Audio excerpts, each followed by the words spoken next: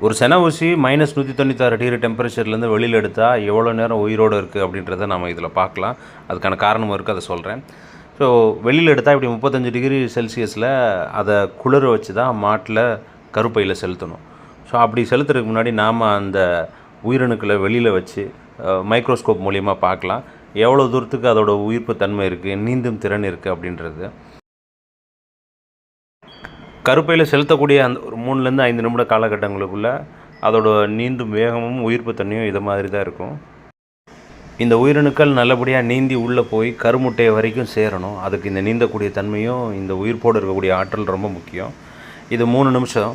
இதுவே நேரம் ஆக ஆக ஒரு 40 நிமிஷத்தில் எப்படி இருக்குதுன்னு பார்த்தீங்கன்னா அந்த நீந்தும் தன்மை வந்து கொஞ்சம் குறைஞ்சிருக்கு. அதாவது ஒட்டு மொத்தமாக இருக்கக்கூடிய உயிரணுக்களில் பாதி குறையுது, பாதி இன்னமும் வந்து உயிர்ப்பு தன்மையோடு இருக்குது. அதுக்காக தான் சின்ன கேனில் கொண்டு வந்து மாட்டுக்கு பக்கத்துலேருந்து தான் அந்த டெம்பரேச்சர்லேருந்து வெளியில் எடுப்பாங்க. வெளியில் எடுத்து மாட்டுக்குள்ளார செலுத்தினா அது சக்ஸஸ் ரேட் அதிகமாக இருக்கும். சிலர் வந்து மருத்துவமனையிலேருந்து போய் அதை குளிர வச்சு கொண்டு வரும்போது அதோட நீந்தும் தன்மை மாறிக்கிட்டே இருக்கும்.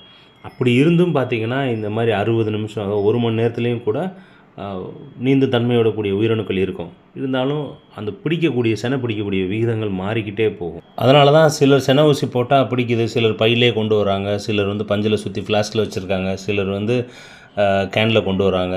இப்படி ஆளுக்கு ஆள் மாறுபடும். இது எல்லாம் அந்த காளையோட உயிரணுவோட வீரியத்தை பொறுத்து, நீந்தும் தன்மையை பொறுத்து மாறுபடும். அன்னைக்கு உள்ள தட்பவெட்ப சூழ்நிலையை பொறுத்து மாறுபடும். இந்த காளையோட உயிரணுக்கள் 4 மணி நேரம் கழிச்சுமே சின்ன சின்ன மூமெண்ட் இருக்குது.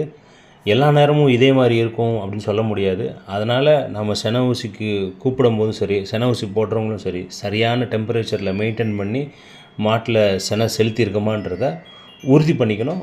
நாமளும் அதை தெரிஞ்சு வச்சுக்கணும்.